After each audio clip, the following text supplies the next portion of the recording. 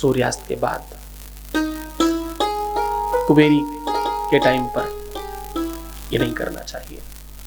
नाखून नहीं काटने चाहिए, बाल नहीं धुलने चाहिए, छोर कर्म नहीं कराना चाहिए। क्यों नहीं करना चाहिए?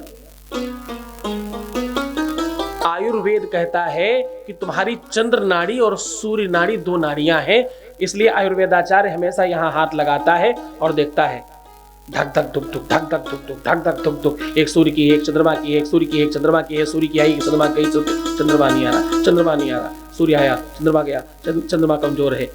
मतलब अब तुम्हें बताएगा इन दो नाड़ियों से वो तुम्हारी वात, पित्त और कफ को समझेगा और तुम्हारा इलाज करना शुरू कर देगा। तो भैया ये दो नाड़ियां हैं सूर्य और चंद्र की। जो काम सूर्य नाड़ी में होता है वो चंद्र नाड़ी में नहीं होता, जो चंद्र नाड़ी में होता है वो सूर्य नाड़ी में नहीं होता। सूर्य के रहते रहते अगर आप अपने घर की गंदगी निकालते हैं तो आपके लिए शुभ है। चंद्रमा के आने के टाइम पर अगर आप अपने घर से गंदगी निकालते हैं तो आपके लिए अशुभ है। क्यों? जिस चीज को तुम गर्म करते हो, कभी गर्म पानी में थोड़ा सा वो नीली या कोई भी रंग डालने की कोशिश करना, फट से मिल जाएगा। और ठंडे पानी में डालना बहुत देर से मिलेगा। गर्म पानी में चीनी डालना जल्दी मिल जाएगी, ठंडे पानी में चीनी डालोगे बड़ी देर घोटते रहोगे फिर भी नहीं मिलेगी। खूब ठंडा पानी करो फिर चीनी मिलाकर दिखाना, करते रहो, रगड़ते रहो, रगड़ते रहो, लगे रहो, लगे रहो, लगे रहो, लगे रहो, लगे रहो, लगे रहो, नहीं मिलेंगे हम तो भैया। ठंडी चीजों में और गर्म चीजों में एक बड़ा अंतर है। गर्म चीज जल्दी एक्सेप्ट करती है किसी चीज को, ठंडी चीज नहीं करती। इसीलिए हम जो भगवान को देना चाहते हैं वो बर्फ में नहीं डालते, आग में डालते हैं और स्वाहा, क्या कहते हैं? स्वाहा।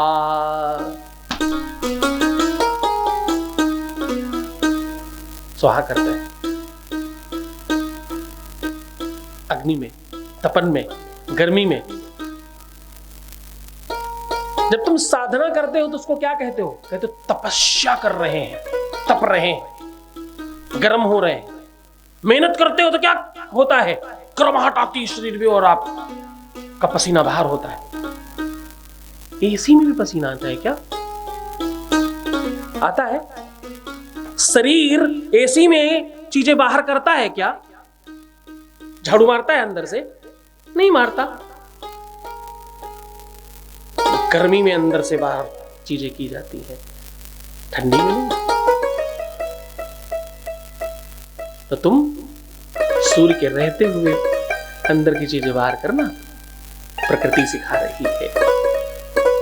ऐसे हजार बातें हैं।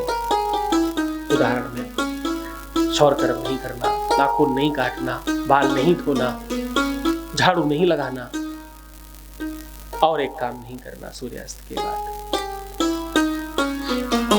सूर्यास्त के बाद किसी को कुछ भी लेन देन नहीं करना।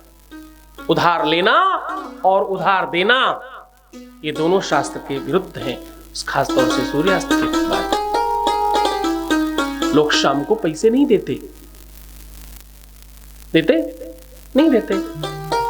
शाम को सूर्यास्त के बाद किसी को बोलो भाई वो सिंदूर दे दे, दुकानदार देगा? दुकानदार देगा? नहीं देगा। सूर्यास्त के बाद सिंदूर क्यों नहीं देता? क्या बात है? वही कहता है सिंदूर सौभाग्य का पूरक है। सिंदूर तुम्हारी भाग्य का, तुम्हारे सुहाग का पूरक है। सिंदूर पारिवारिक वृद्धि का कारण है। सिंदूर प्रकृति को उसके निर्माण में सहयोग करने की भावना का नाम सिंदूर है। सिंदूर दो आत्माओं के मिलन का सूचक है। और हमने कहा ना, सारे शुभ काम सूर्य नाड़ी में करने चाहिए। सिंदूर का बड़ा महत्व है।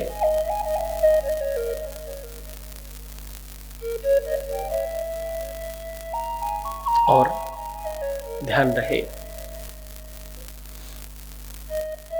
हनुमान जी की पूजा भी द्वादशावतारी है भगवान शिव के, सूर्यास्त के पहले ज्यादा अच्छी होती है।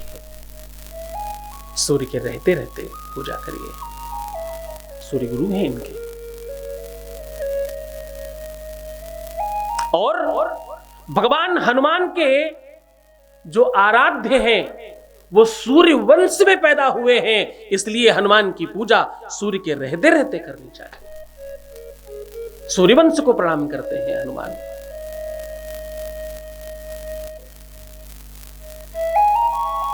जब बूटी लेने जा रहे थे तो हनुमान ने सूर्य से कहा, देखना प्रभु, संकट तुम्हारे वंश में है, निकल मत आना सवेरे, जल्दी, हम जब वापस आ जाए तभी आप बाहर आना आप।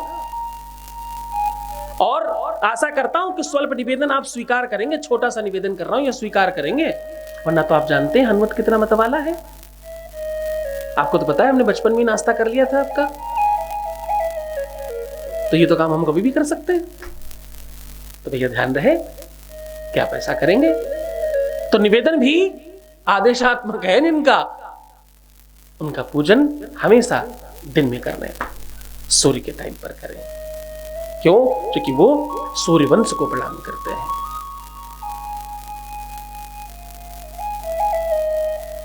सूर्यास्त के बाद जो भी महिलाएं, जो भी माताएं, जो भी सुहागवती स्त्रियां या कोई भी कुलीन पुरुष कुछ आदान प्रदान करता है, ददाति कुतगृह्णाति नानिथि सा प्रसीदति, कुछ देना लेना करते हैं, उधार व्यवहार करते हैं, धन का लेन देन करते हैं, उनके घर से धन चला जाता है और यह दुर्भाग्य का सूचक है। ऐसा नहीं करना। और सूर्यास्त के बाद एक और खास बात,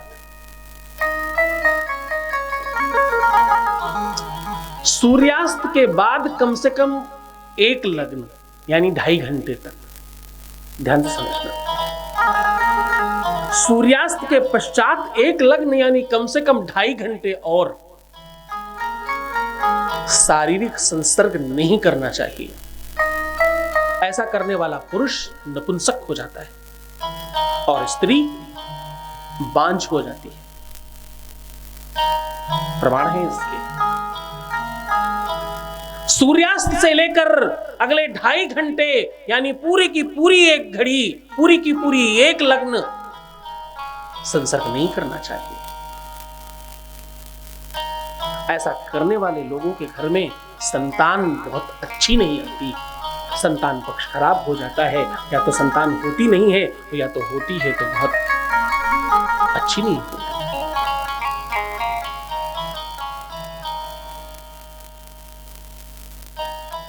मूर्ख संतान होने की बड़ी संभावना बनती है। जिन लोगों के बच्चे थोड़े बुद्धि से कुंद हैं या जिन लोगों की संतानें शारीरिक और मानसिक तौर पर अच्छी नहीं जन्म ले रही हैं या नहीं ली हैं, बहुत ध्यान से करना, निवेदन कह के कर रहा हूं, ध्यान से सुनना। जिन लोगों के घर में बच्चे कदाचित शारीरिक रूप से पुष्ट नहीं पैदा हुए, किसी भी अंग प्रत्यंग में कोई दोष है, कोई भी दिव्यांग पैदा होता है अगर आपके घर में, किसी का भी विवेक, बुद्धि का बल या कोई जन्म से बड़ी बीमारी लेकर अगर बच्चा जन्म ले रहा है तो आप हमेशा इस बात का ध्यान रखना कि कहीं न कहीं आपसे कोई गलती सूर्यास्त से लेकर एक घड़ी तक हुई है, एक लग्न तक हुई है, उसका परिणाम है। या तो ऐसे समझिए और या तो ऐसा समझिए कि ऐसा नहीं करना चाहिए, ऐसा करने से ऐसी संतानें होने की संभावना बढ़ जाती है। ऐसी संतान होने के और बड़े कारण हैं, लेकिन ये सबसे बड़ा कारण है।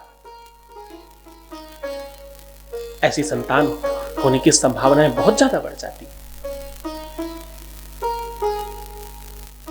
और एक बात,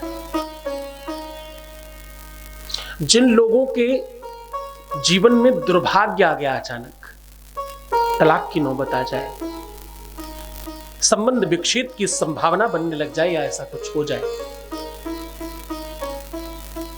उनके भी जीवन में कहते हैं इसी प्रभाव का प्रताप है, वो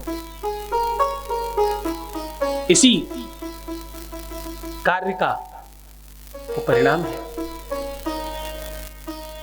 इस प्रभाव से जीवन में वो अभाव मिला है, वो भी इसी का कारण है।